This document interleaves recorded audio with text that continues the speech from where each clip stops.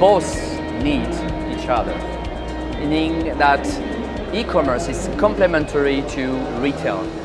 So the experience that retail is offering, somehow online, digital, the e-commerce has to reinvent, bring new services, bring new, let's say, ways of surprising the customer, a new experience. So I should say, for us, like in the beauty sector, in the beauty industry, what we do is basically we put products from the retail side into the box. But people, to find our products, they go on the app or they go on the website and they select the box they want and they receive it at home. And then what is happening? They are unboxing, finding the product, and then they are so excited about the product itself. Where to find the product? Well, guess what? Either they go to the retail beauty chain that we are partnering with, or they go online to the online retail partner that we are partnering with. So I should say, both combining, we are much stronger. So definitely not, e-commerce will not kill unless you decide the e-commerce to kill your retail. But for me, no, definitely not. And this is not what we are advocating here. And never in my past experience, we have been, let's say, thinking that retail will be sooner or later killed by e-commerce. Never. E-commerce will give much stronger, let's say, positioning, voice to the retail side. So it's combining the force to make it happen. You have your online platform, fine, you tick the box, but then guess what? The customer is very educated those days, and more. So what is the customer is expecting? Expecting to find quickly what is actually looking for.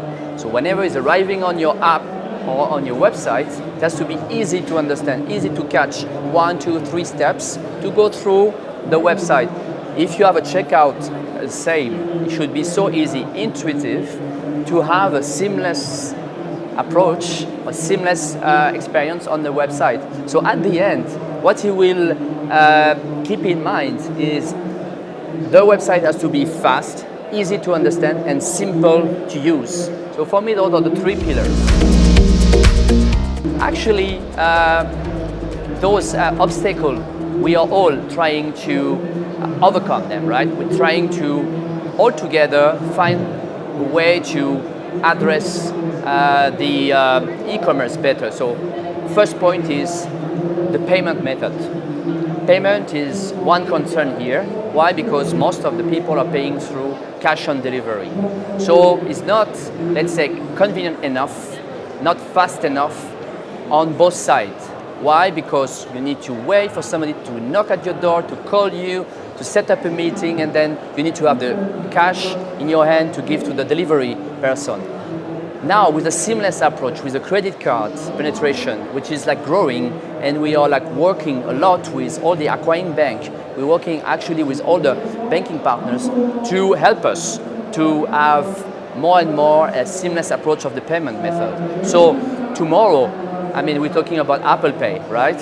So Apple Pay is happening in some retailers. While tomorrow online, this is, I mean, in some countries this is happening.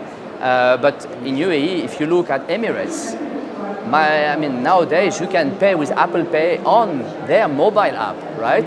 So it's happening, but there's still a gap to, let's say, to match, to make it happen. So it's to educate the customers about using online and that credit card. It's still a psychological, let's say, point of dropping the decision of buying online. But no, it's easy to buy online, it's safe and secure. So we need to educate the customers about it. So the partners, the banks, they have to communicate and tell that how easy it is, and we also have to do our own job. 3 is the delivery. Delivery is always about, okay, will my parcel arrive on time? Will my parcel not be damaged? And so we are working also a lot about on this topic with the main courier company. So especially like in case, say, cross-border, let's say delivery, always there are some glitch happening into the delivery phase. Why? Because your parcel got stuck at the borders. Why? Because for some reason you haven't been delivered on time or they delivered to the wrong address. It's getting better now. You have some companies like Fetcher that is using like a GPS, so meaning that whenever you are, you can tell well your GPS point, and then they know exactly where to deliver you at the right time, at the right moment. So I should say for like a retailer, online or especially online, which is delivering to the end consumer, to lower all those, let's say, constraints that may occur, we definitely have to work on the customer experience. So starting from the payment method, the delivery transparency, the fastness of the delivery, and the smoothness of the delivery. So those are pillars of e-commerce that we have to work on here in the region. And then there is language.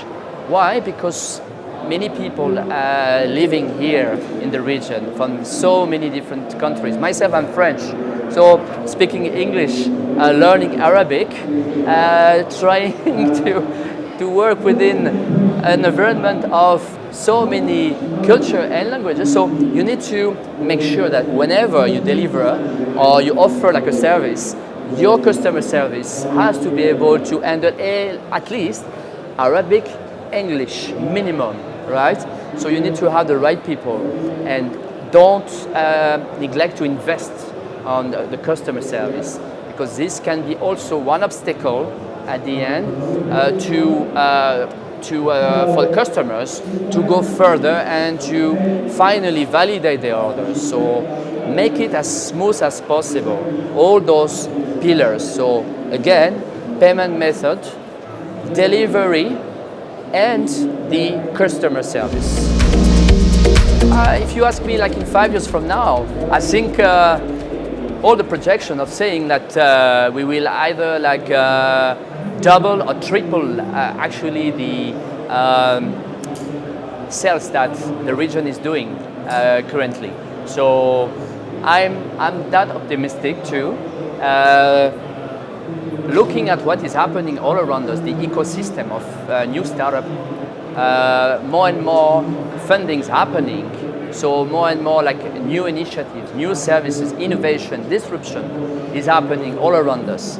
And I think what is UAE doing through, let's say, having this 2020 Expo also envisioning the future of the city, the future of how to consume, the future of behaving also, is really like encouraging, I think, new technology to come to help us to better address, let's say, e-commerce by lowering all those barriers, obstacles, by smoothing all those friction that you may have whenever you buy online.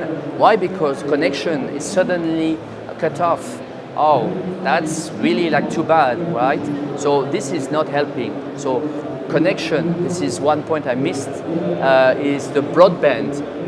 We are the 4G those days, tomorrow we are at 5G. But this, not only in UAE, we need to think it more globally here in the region. We're talking about Kuwait, we're talking about KSA, we're talking about other like borders that tomorrow e-commerce will address. And cross-border even, because cross-border is easy with Shop and Ship. You can easily buy from France to be delivered here in the region. So I guess the appetite for e-commerce is growing.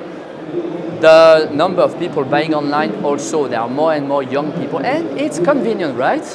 It's convenient. So conveniency is will help to grow the market. And conveniency starting from the accessibility of any services you need, right? So mobile is definitely the closest media that you have in your pocket. And it's 1 meter, 1 centimeter from you And this is the place where we should be able to have everything we need at any time accessible, right? And this will educate and grow the interests and the envy to go online. But at the same time, let's bring and let's not put on the side the people that are not involved into that ecosystem. No. One is the ecosystem, and we can see it around so many initiatives. But at the same time, we need to educate. So education is key.